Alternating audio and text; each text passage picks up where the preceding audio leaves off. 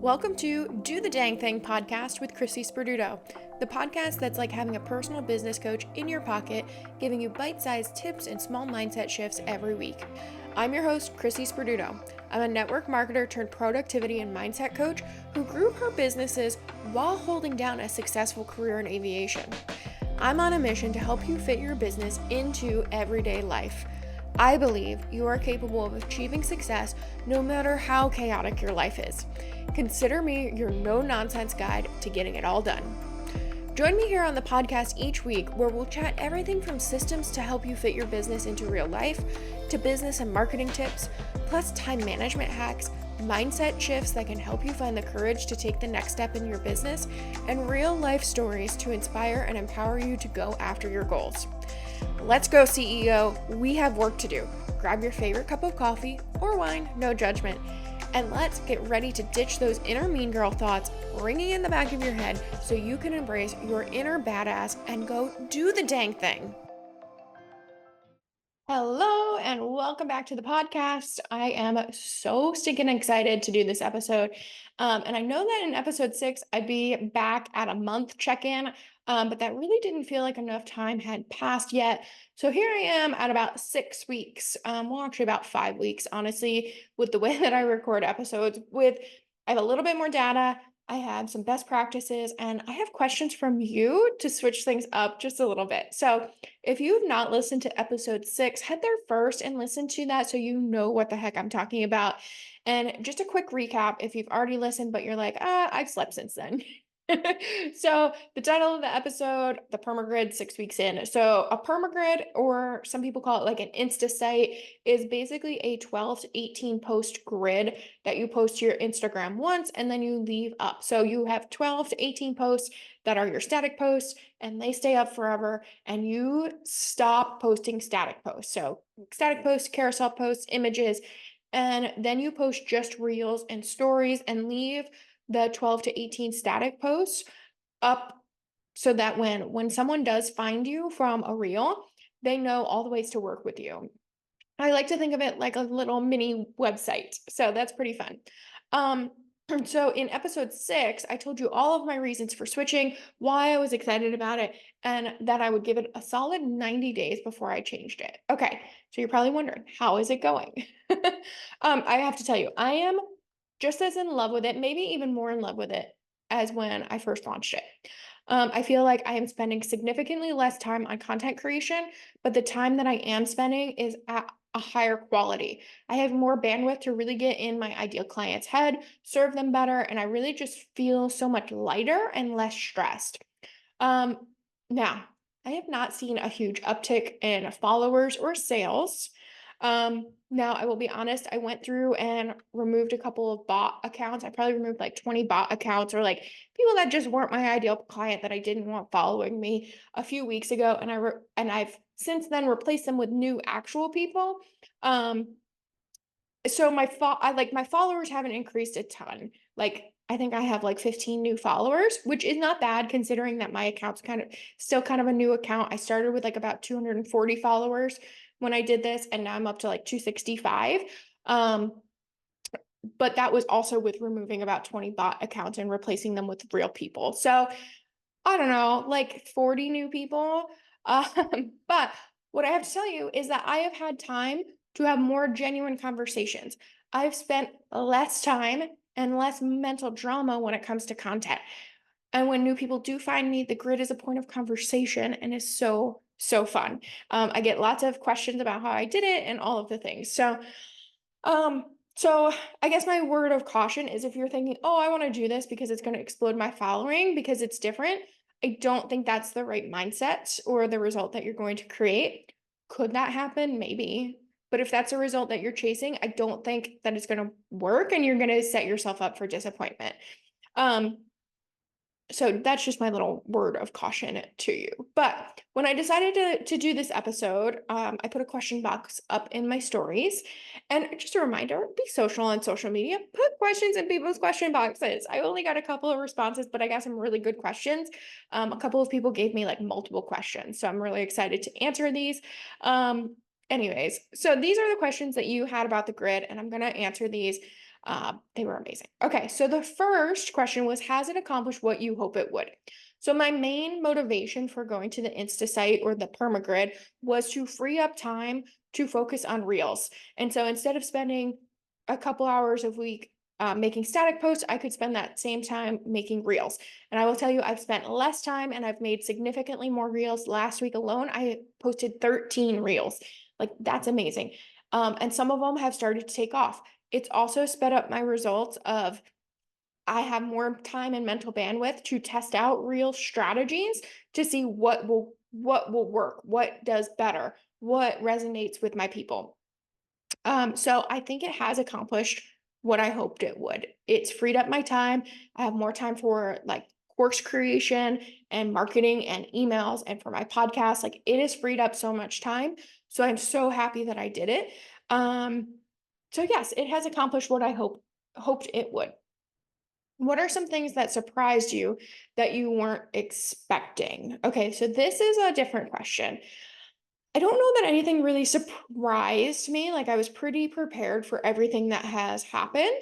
I did think that it would help me bring in more followers than it did. So I think that's the surprising part was I was expecting to have more followers. Not that I'm like, that really doesn't mean anything. Like, that's such a vanity metric. But I was hoping that it would help me like convert some new people or maybe book a one-on-one call to like to help someone else set that up. But I think that it still needs time. Like, I think the results from that are coming and I just need to be patient for it. What have you found to be a positive and what have you found to be a negative in doing the permagrid? So I think positive is the time freedom. Like, it's freed up so much time, so much mental bandwidth that I can put to do something else more productive.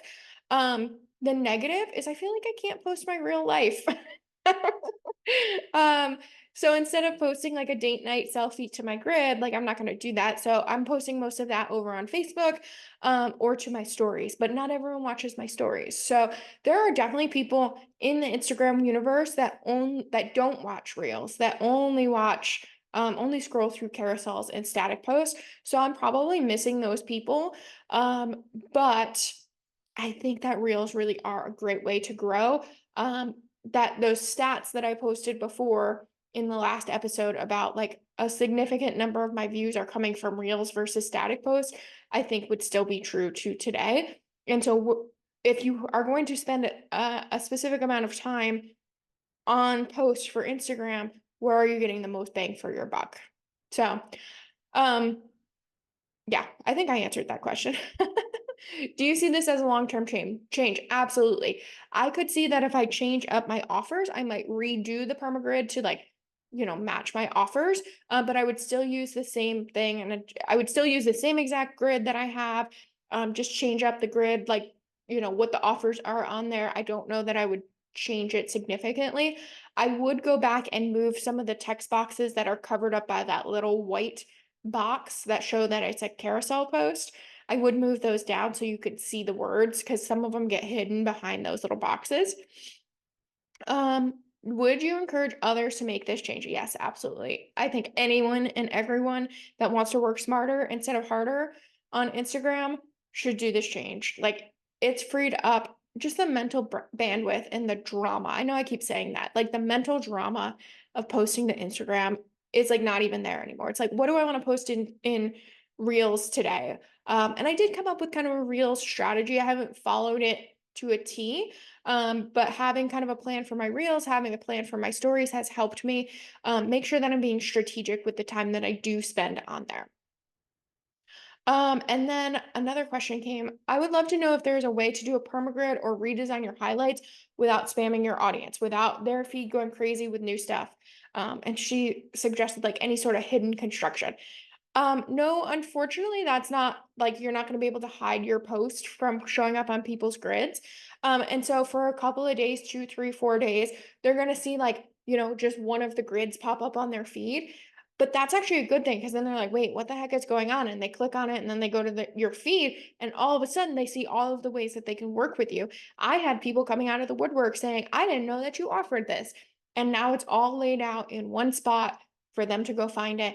And I've I've gotten into the habit now of when I talk about an offer, I will actually go to, instead of just uploading an image that I've created in Canva, I will go to the Permagrid and I'll share the image from the Permagrid up to my stories. So that way when they click on it, they can see more of it. They can see the whole caption, they can see all the things. So if you are switching to a permagrid and would like feedback or ideas on what to put on your permagrid, be sure to attend our next community content coaching call coming up on Monday, July 15th at noon Central. This is a free call I do every month where you can get feedback on anything to do with content. So bring your permagrid, like bring the like draft of it, and we can share it up on the screen and people can make suggestions on things that you can change. And you can head to chrissisperduto.com/free. And it's one of the many resources inside of my free resource library, including replays of our last coaching calls.